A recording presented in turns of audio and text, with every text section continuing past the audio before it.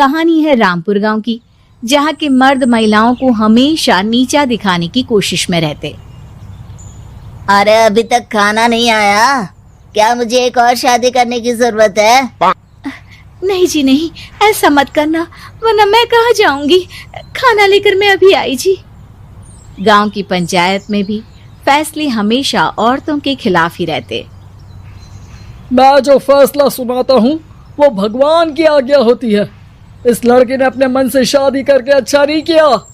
लड़के को घर भेज दो और इसकी शादी इसकी जाति की किसी लड़के से करवा दो, लेकिन ये लड़के, इसे तो गांव के बाहर निकाल दो। नहीं नहीं जमींदार साहब, ये क्या बोल रहे हैं? ऐसा नहीं हो सकता। मेरी बेटी मासूम है, इसे अच्छे बुरे की समझ नहीं है। अरे कहाँ जाएगी ये बेचारी? कहाँ जाएगी? इतनी चिंता है तो पूरे परिवार का गांव निकाला कर देते हैं। बेचारे पूरे बसे बसाए परिवार को गांव छोड़ना पड़ता है। चाहे जो हो, अगर बेटियों को कंट्रोल नहीं कर सकते तो गांव में रहने का कोई मतलब नहीं है। यहाँ औरतों को दब कर रहना होगा। कोई भी अपने हिसाब से कुछ नहीं कर सकता, सब ईश्वर की मर्जी से ही होगा। तभी गांव का एक आदमी दौड़ा दौड़ा आता है। सरपंच साहब, जमींदार साहब, वो कालिया है ना, उसकी बेटी पढ़ने के लिए शहर जा रही है। अच्छा, ये कब हो गया? और कालिया की हिम्मत कैसे हो गई ऐसा करने की? लेकर आओ उसे और उसकी बेटी को। बस फिर क्या था, हाजिर हो जाते हैं कालिया और उसकी बेटी सरपंच के सामने। और कालिया, ये क्या सुनने में आ रहा है?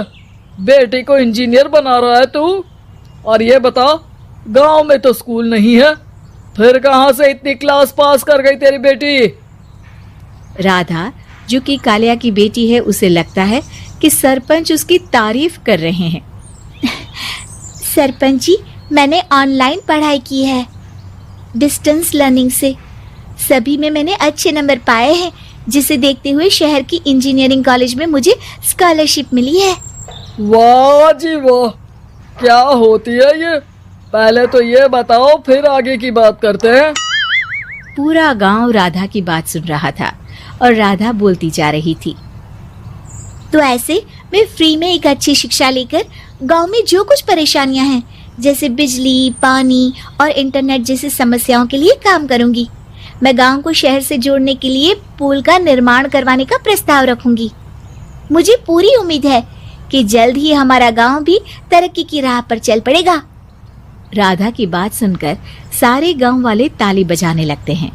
सरपंच को समझ नहीं आता कि वो क्या करे।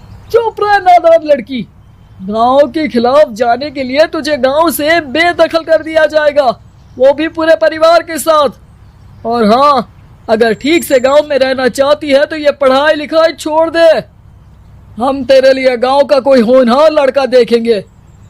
तभी गांव का एक आदमी बोल पड़ता है। अरे नहीं नहीं सरपंच जी, राधा बिटिया जो बता रही है, अगर वैसा हो जाए तो हम लोगों को पैसा कमाने के लिए बाहर नहीं जाना पड़ेगा।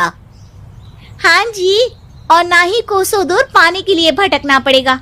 हमारे बच्चे भी अच्छी पढ़ाई कर सकेंगे और आगे बढ़ेंगे, ना कि हमारी तरह खेती करते बैठेंगे। क्यों गांव वालों, राधा बिटिया का साथ देना चाहिए ना। सरपंच देखता है कि गांव राधा के साथ है तो वो चुप हो जाता है। वो घर आकर अपने सलाहकार से बात करता है, जो बहुत ही चालाक किस्म का इंसान होता है। अरे सरपंच साहब, आपको बहुत ही होशियारी से काम लेना पड़ेगा। एक बार गांव तरक्की कर गया, यहाँ के बालक पढ़ लिए तो कोई ना पूछेगा आपको। और फिर ये जो बेटा और बेटी है ना आपके, इनको भी आम लोगों की तरह ही जीवन जीना होगा। हाँ, लेकिन करे तो क्या करे? वो ना आप मुझ पर छोड़ दीजिए, बस मैं जैसा बोलूं करते जाइए।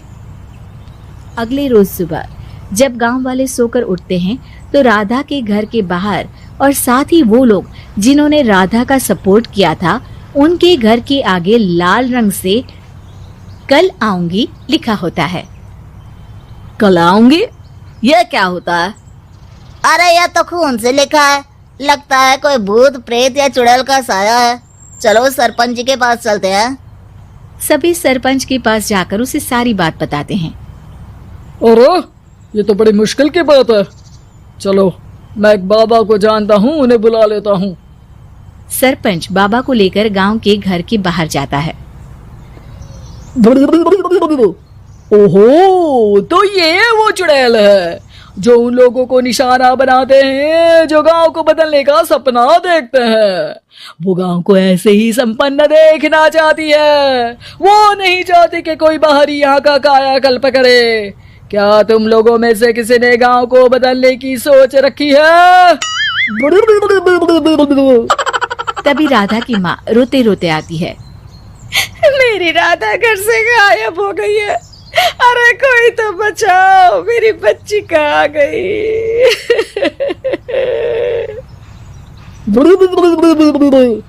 ले गई वो चुड़ैल, तेरी बच्ची को ले गई। अब वो उसे श्रापित करके छोड़ेगी, उस पर चुड़ैल का साया हो जाएगा। तभी बुरी सी हालत में राधा भी वहां आ जाती है। उसके बाल चुड़ैल की तरह फैले होते हैं और कपड़ों में खून लगा होता है। सभी राधा को देखकर डर जाते हैं।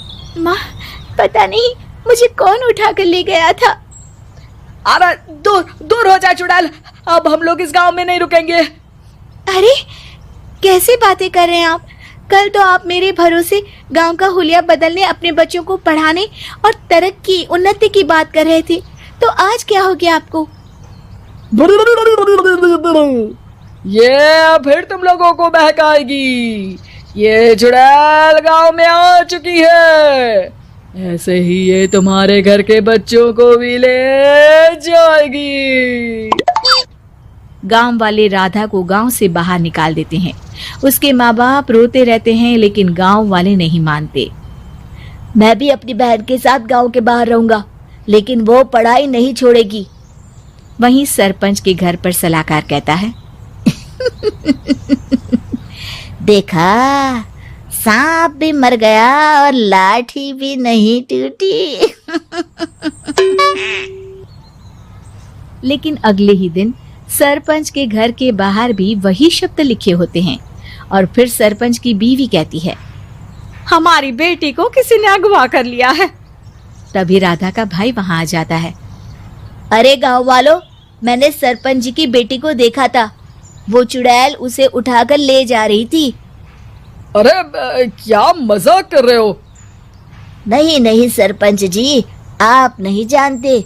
वो चुड़ैल अब आपकी बेटी में आ जाएगी, जैसे राधा के अंदर आ गई थी। तभी सरपंच की बेटी वैसी ही हालत में वहां आती है जैसे राधा आई थी।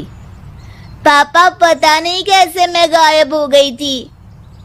चुड़ैल, इसके अंदर भी चुड़ैल का साया है, मारो इसे। अरे नहीं नहीं, इसे भी राधा के पास गांव के बाहर ही भेज दो। अरे चुप रहो, मेरी बेटी कहीं नहीं जाएगी और चुड़ैल बुड़ैल कुछ नहीं होता है। अरे कैसे बात कर रहे हो सरपंच जी? आप तो बोल रहे थे कि आपका फैसला भगवान का ज्ञान होता है, तो अपने पर बात आई तो अब आप ऐसे बोल रहे हैं। अरे ना ना ना, आपको अपनी बेटी को त्यागना ही होगा। अरे बुलाओ बाबा को। राधा का भाई बाबा को ले आता है, जिसे अब गांव वालों के डर के कारण सच बोलना पड़ता है। मैं कोई बाबा नहीं हूँ, मैं तो मोची था। ये सलाहकार महोदय ने मुझे कहा था एक्टिंग करने को। अब वो मुझे पैसे देने वाले हैं। अब मुझे माफ कर दो। गलती हो गई, मुझे माफ कर दो। तभी वहां राधा आ जाती है। देखा सरपंच जी, जब गांव के बच्चे साक्षर होंगे तो आप जैसे लोगों की चालाकी नहीं चलेगी।